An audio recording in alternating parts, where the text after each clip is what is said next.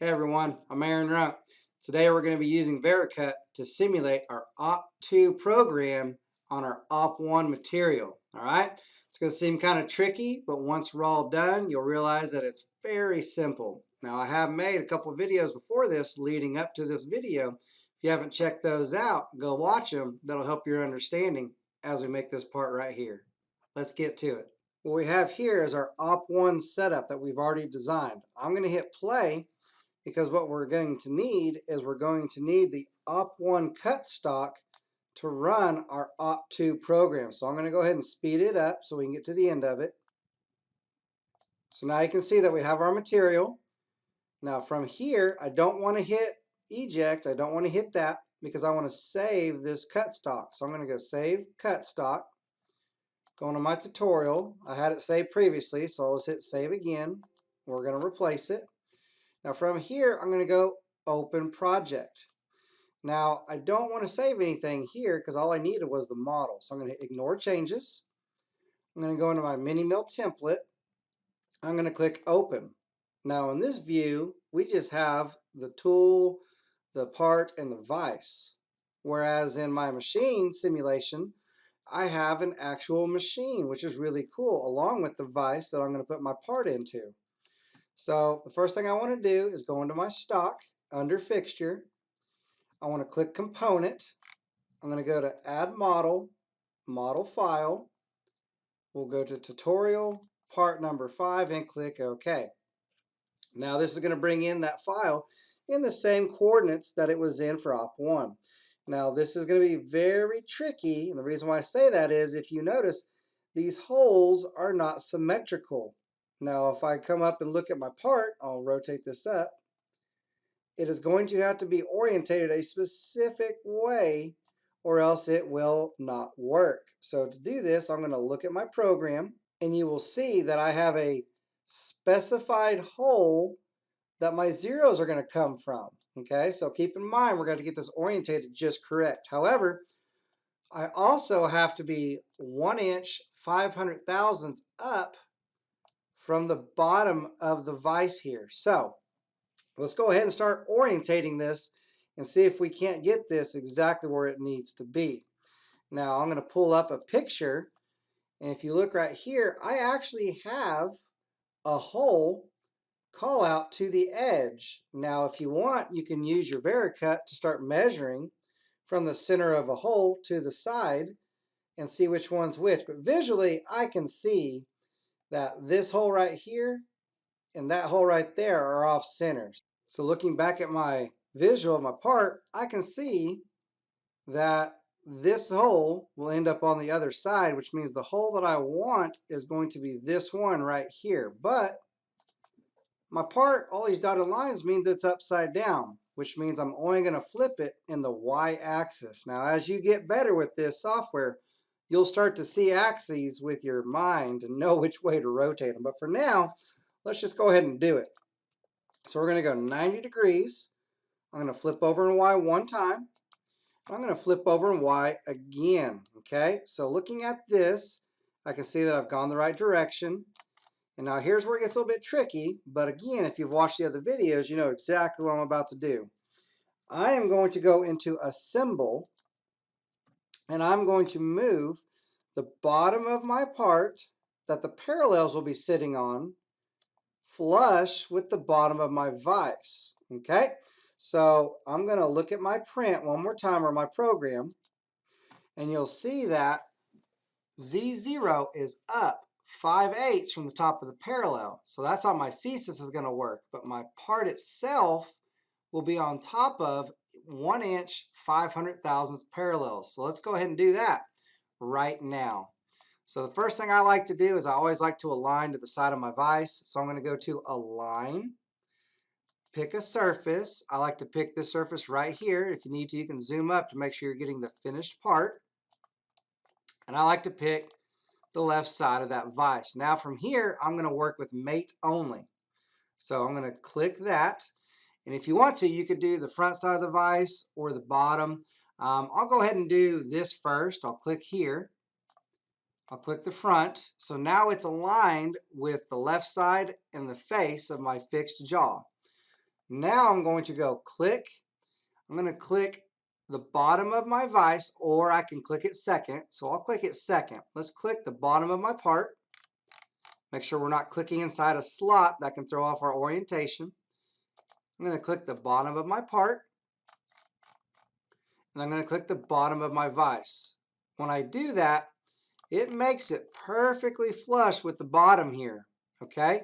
However, remember, I'm going to move it up 1 inch 500 thousandths. I will hit enter, and you will see that it did move up. So I'm flush with the left side, I'm flush with the face, and I am up 1 inch 500 thousandths above the top. So I did all that correctly. That's great. So now I'm going to go into my Kirk vise, and I want to click on the movable vise. Okay, so I'm going to click on the whole thing, and now I'm going to bring it flush with the surface that it's going to be gripping on. So I'm going to go into Assemble. I have Mate. I click on the arrow, and if you need to, you can orientate to make sure you get the face of your jaws, and then you get the outside of the part. I'll left click in space, and just like that, we have everything set up the way we want it. Okay, now here comes the cool part. My zero is not just coming from that hole, but it's actually going to be shifted from that hole. So the first thing we're going to do, and I'll keep these on the screen whenever we get that close, is I'm going to make that hole the center of my part along with the bottom of the part, and then we will shift. So we got a lot of stuff going on. Let's go ahead and walk through it. So the first thing I want to do is I'll minimize these. I'm going to make my coordinate system. I'm going to hit New. I'm going to make a CSYS if it wasn't already selected, and I'm going to go into Circle Center. I click that. It wants me to select the top of the plane, or the plane my part's coming off of. That is going to be the bottom of the part. So I'm going to click the bottom of my part, and then I'm going to click that hole. Now, if you need to rotate it so you can see it, that's fine as well. But I want to click the inside of that hole. And just like that, Z is the bottom of that part, XY0 is the center. So now we know what we need to do. We're going to translate our Z first, just to make it easy. It's going to go up 5/8, so 625 thousandths. I like to put this where I can see it, because sometimes when I shift this, it goes a different direction. I'm going to put it as a negative, and when I hit move, you see it went up the positive direction. That's kind of weird, but I did it because I knew it was going to do that. So we see that it did go up 5/8 of an inch. We are still in the center of our hole.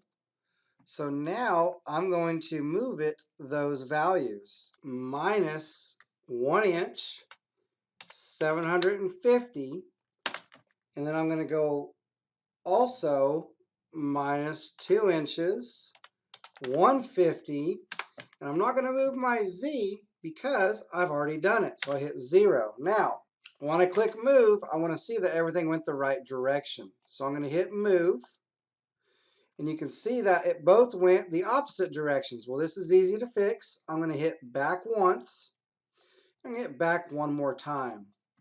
So just like that, I have moved my Z into location, and now my X and my Y are in the correct location. Now from here, we're going to start creating the CSYS name, which in my work offset for my program is G55.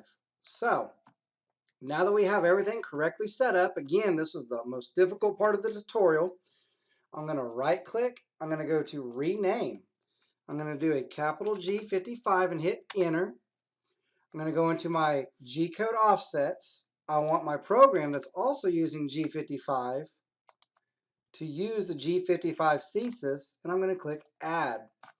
Now all that is set up right there. Now I'm going to double click on my tooling. Now when it pulls up, I'm going to open up a file. This is just what comes with my mini mill. So I'm going to hit open. I'm going to go to my program, and I have Op2 tools already built. If you don't have them built, just follow the instructions on your program right here on what you need to build. There's only 2 tools. Notice how one of the tools says the CRC has to be 0. We'll look at that in just a second. But I've already got them built, so I'm going to double click on them, and they're already here. So I'm going to hit exit. I'm going to go to my program now.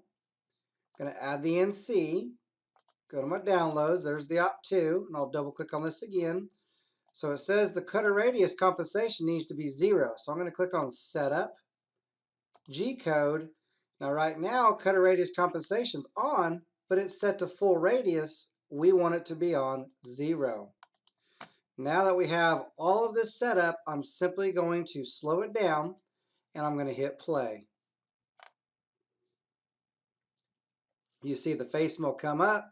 It's going to start running its code. I'll speed up a little bit and it's just going to start taking off all this material until it does its tool change and starts running the outside tool. So now it pulls up my X tool. It comes down and starts cutting it. You can rotate your screen to see how close it is getting to those jaws, but you can tell that it is going around it. We'll speed up just a little bit.